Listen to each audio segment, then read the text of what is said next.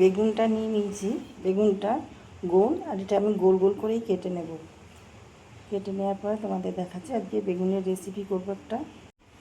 দেখো এখানে আমি নিয়ে নিয়েছি আদা রসুন চপ করে, অর্ধেক তোমার টমেটো, 1 চামচ বেসন এখানে, 1 চামচ বেসন এখানে, একটা পেঁয়াজ কুচি করেছি, এটা হচ্ছে রসুন পাতা আমার গাছের, আর 1 চামচ হচ্ছে তোমার চালের গুঁড়ো। দিয়ে দিলাম নুন, দেখো অল্প একটু জিরে গুঁড়ো, অল্প একটু ধনে গুঁড়ো, গরম মশলা, চাট মশলা, ফ্লেক্স, এগুলো সব মিশিয়ে নেব।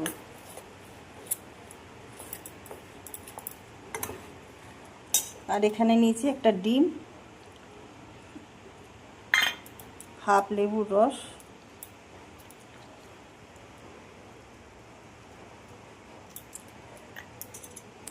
সব ভালো করে মিশিয়ে নেব। দেখো অল্প একটু জল দেব, ব্যাটারটা পাতলা করব না, খুব বেশি পাতলা করলে মুশকিল হয়ে যাবে। দেবো আমি হলুদ,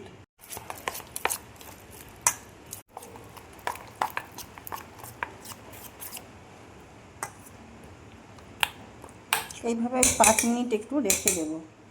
দেখো প্যানের মধ্যে তেল দিয়ে দিচ্ছি, অল্প করে দিলাম, খুব বেশি দেব না, 2-3টে করে আমি এই বেগুনগুলো ভেজে নেব। এর মধ্যে ডুবিয়ে ডুবিয়ে নিয়ে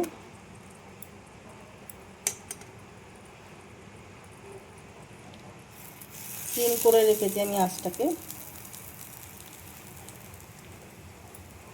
বেগুনগুলো ছেড়ে দেবো এইভাবে।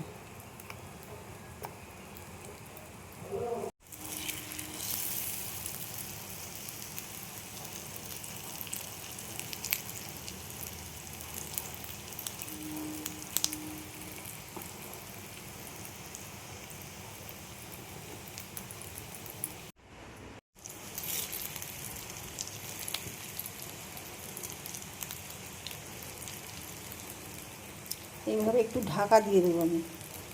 দেখো এবার ঢাকাটা খুলে দিলাম, এবার আমি উল্টে দেবো।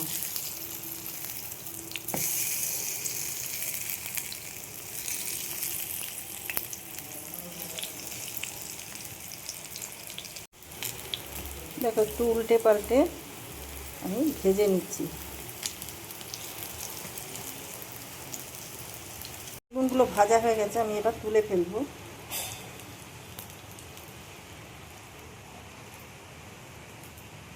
একটা টিস্যু পেপার একটু, কেন বেগুন তো প্রচুর তেল টেনে নেয়, আমি তেল কিন্তু খুব বেশি দিইনি।